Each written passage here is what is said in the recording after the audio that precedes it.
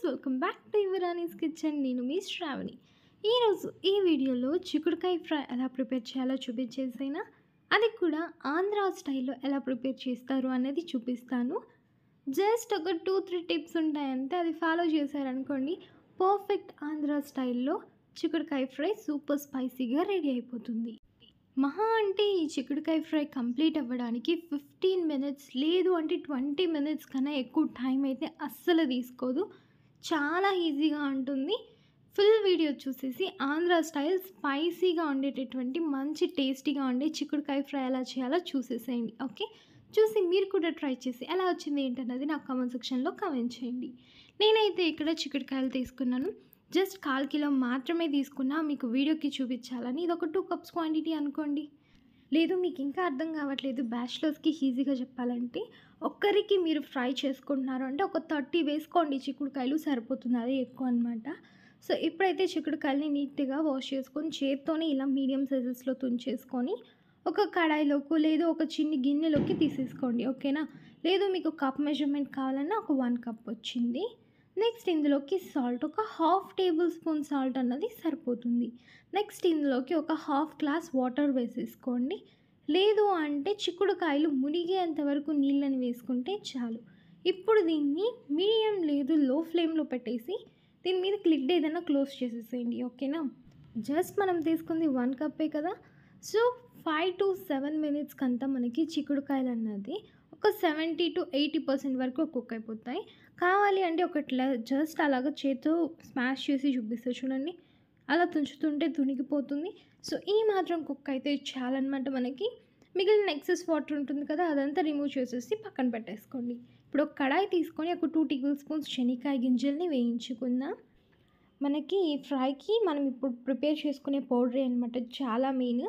So ఇవి ఏవి కూడా మిస్ అవ్వకుండా కొలతలన్నీ పర్ఫెక్ట్గా వేసుకోండి. ఓకేనా, మీడియం టు లో ఫ్లేమ్లో పెట్టేసుకొని శనగకాయ గింజలు మంచిగా ఫ్రై అవ్వనివ్వండి. నెక్స్ట్ ఎండుమిర్చి ఒక 2 చాలన్నమాట. వీటిల్ని ఒక 2-3 పీసెస్గా అలా చేత్తోనే తుంచేసుకొని వేసేసుకొని బాగా ఫ్రై చేసేసుకోండి. ఎండుమిర్చి అన్నది ఒక మంచి ఫ్లేవర్ వస్తుంది ఫ్రై అయ్యేసరికి. ఆ స్టేజ్లో మీరు గ్యాస్ స్టవ్ ఆఫ్ చేసేసుకున్నా కూడా చాలు. ఇప్పుడు ఈ శనగకాయ గింజలు ఎండుమిర్చి అన్నది బాగా ఫ్రై అవ్వాలి, అంతే. ఇప్పుడు దీన్ని మనం ఫుల్ ఫైన్ పౌడర్లా చేసుకోవద్దు, ఇలా కచ్చపచ్చగా మిక్సీకి పట్టించుకోవాలి. ఇప్పుడు దీంట్లోకి ఒకసారి మిక్సీ పట్టించుకున్నాక జస్ట్ ఒక 3 to 4 తెల్లగడ్డ పీసెస్ వేసుకొని ఒక్కసారి అలా మిక్సీ పట్టి ఆపేసేయండి. ఇప్పుడు కడాయి తీసుకొని ఒక 2 టేబుల్ స్పూన్స్ ఆయిల్, కొంచెం ఆవాలు, కొంచెం కరివేపాకు చాలు. వన్స్ ఈ కరివేపాకు ఆవాలు చిటపటలాడింది. నెక్స్ట్ కుక్ చేసుకున్నటువంటి చిక్కుడుకాయని ఇందులోకి వేసేసేయండి. ఆల్రెడీ చిక్కుడుకాయ అనేది కుక్ అయిపోయింది కాబట్టి జస్ట్ ఆయిల్లో వేసుకొని ఒక 2 నిమిషాల పాటు అలాగా ఆయిల్లో ఫ్రై చేసుకోండి చాలు. మళ్ళీ చెప్తున్నాను, గుర్తుంచుకోండి, చిక్కుడుకాయ ఆల్రెడీ కుక్ అయిపోయింది. జస్ట్ ఆయిల్లో ఒక 2 మినిట్స్ పాటు ఫ్రై చేసుకుంటే చాలు. అంతకన్నా ఎక్కువగా కుక్ చేసుకున్నారనుకోండి చిక్కుడుకాయలు టూ సాఫ్ట్ అయిపోతాయి అన్నమాట. ఓకేనా, అలా వద్దు. ఇప్పుడు చూడండి, చిక్కుడుకాయ వచ్చేసి పర్ఫెక్ట్గా ఉంది, కుక్ అయిపోయింది కదా. ఇప్పుడు ఈ స్టేజ్లో జస్ట్ ఒక 1/4 టేబుల్ స్పూన్ పసుపు పొడి అలా చల్లేసుకోండి. ఇప్పుడు ఒకసారి ఫ్రై చేసేసుకోండి. మీరు సాల్ట్ ఏం వేయాల్సిన అవసరం లేదు, ఆల్రెడీ చిక్కుడుకాయ కుక్ అవ్వడానికి సాల్ట్ వేసాం కదా, అదే చాలా ఎక్కువ దీనికి. సో 1/2 టేబుల్ స్పూన్ స్టార్టింగే వేసాం కాబట్టి ఇంకా వద్దు. నెక్స్ట్ మిక్సీకి పట్టించుకున్న పౌడర్ మొత్తం వేయకండి, ఓన్లీ 1/2 వేసుకోండి. ఫస్ట్ అయితే ఈ చిక్కుడుకాయ మీద ఉన్న తెమ్మ అంతా ఈ పౌడర్ నీట్గా అబ్జర్వ్ చేసేసి ఒక లేయర్ లాగా ఫామ్ అవుతుంది. నెక్స్ట్ ఇది మిక్స్ చేసుకున్న తర్వాత ఒక 1 మినిట్ మిక్స్ చేసుకొని మిగిలిన పౌడర్ ఇప్పుడు వేసేసుకోండి. ఇప్పుడు ఈ పౌడర్ అనేది పైన కోటింగ్ లాగా వస్తుంది. ఇప్పుడు మీకు డబుల్ లేయర్గా చూడడానికి మసాలా బాగా పైన కనిపిస్తూ లుకింగ్ వైజ్ సూపర్గా ఉంటుంది, టేస్ట్ కూడా చాలా బాగుంటుంది.